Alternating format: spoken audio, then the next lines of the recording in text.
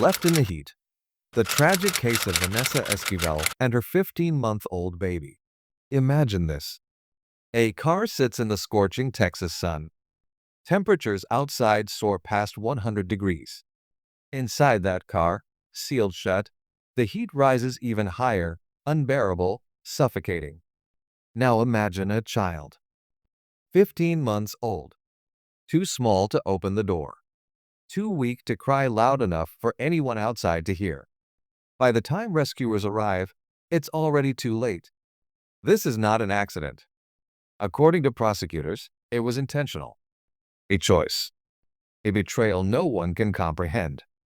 This is the story of Vanessa Esquivel, a mother accused of murdering her own child by leaving him inside a hot car in Frisco, Texas. Frisco, Texas, a suburban city just north of Dallas, often described as one of the safest places to live in America. It's the kind of community where parents enroll their kids in sports leagues, shop in sprawling plazas, and trust that tragedies happen somewhere else. But on August 16, 2025, that illusion shattered. Police received a call that a baby had been found unresponsive in a parked vehicle. Paramedics rushed to the scene. They tried everything: CPR, cooling treatments, life-saving measures. But the heat had already stolen away the tiny life inside. The baby was declared dead. He was only 15 months old. When officers began questioning the child's mother, Vanessa Esquivel, the story turned darker. Most hot car deaths are tragic accidents, forgotten appointments, overlooked daycare drop-offs, heartbreaking lapses in memory. But according to investigators, this was different. Detectives allege that Vanessa intentionally left her baby inside the car. On August 20th, just 4 days later, police arrested her. She was booked into jail on murder charges. Her bond was set at $250,000. The community, already grieving the baby's loss, now wrestled with a haunting question. Why would a mother do this? To understand the cruelty of this act, you have to understand the science of heat. On a Texas summer day, when the outside temperature is 100 degrees, the inside of a car can rise to 140 degrees in just 30 minutes. At those temperatures, the human body shuts down quickly. For a baby, with delicate systems, tiny lungs, and no way to regulate their body temperature, it is a death sentence. Experts call it heat stroke, but in reality, it's suffocation by heat. Organs fail. Breathing slows. The heart gives out. And all the while, the child is strapped in a seat, powerless to move, powerless to escape. It is one of the most agonizing ways to die. And in this case, prosecutors believe it wasn't a mistake. It was a choice. Vanessa wasn't a stranger to her neighbors. She was a mother in her late 20s, often seen around Frisco. To some, she seemed quiet, reserved, even stressed. But behind closed doors, the picture becomes murkier.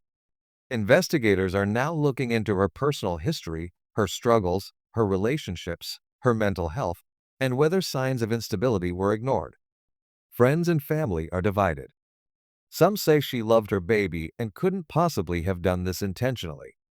Others whisper about her temper, her exhaustion, her difficulties. But in the eyes of the law, love means nothing if actions speak otherwise. When the story broke, the Frisco community exploded with grief and anger. At vigils, parents held their children closer. Some sobbed openly. Others raged at Vanessa, calling her a monster. Social media became a battlefield. Some demanded the death penalty.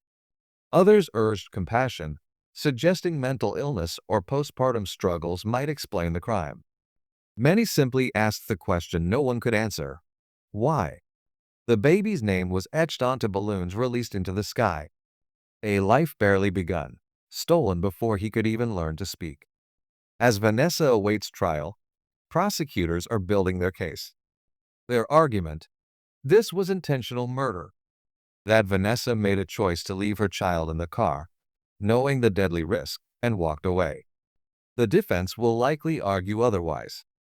Perhaps they will frame it as negligence, a tragic lapse of judgment, or the symptom of deeper psychological struggles.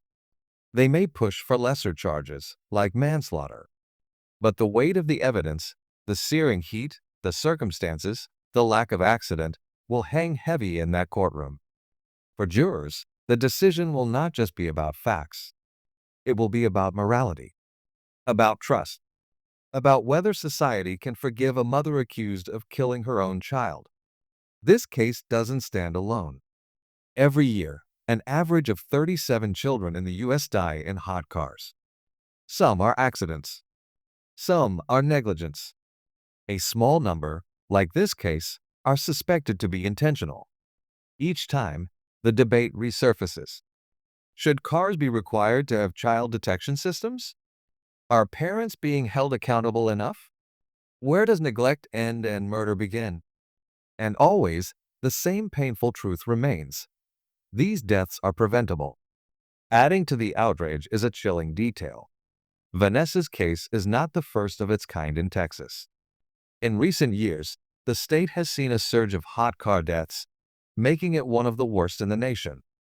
Activists argue that lawmakers have failed, that stronger prevention measures could have saved lives. Others blame social services, asking why warning signs in troubled families aren't caught sooner. In Vanessa's case, some critics now wonder, were there red flags? Could someone have stepped in before it was too late?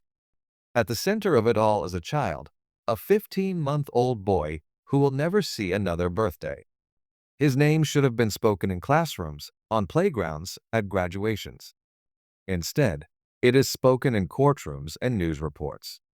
He is the silent victim in a story of betrayal. And whether his mother is found guilty or not, nothing will bring him back. In Frisco, Texas, a car became a coffin. A mother stands accused, a child lies buried, and a community is left with a wound that may never heal. The case forces us to confront the darkest questions. What drives a parent to such unthinkable actions? And how do we, as a society, make sure it never happens again? This is not just a story about crime. It is a story about responsibility, about loss, about the fragility of trust between a child and the person meant to protect them most.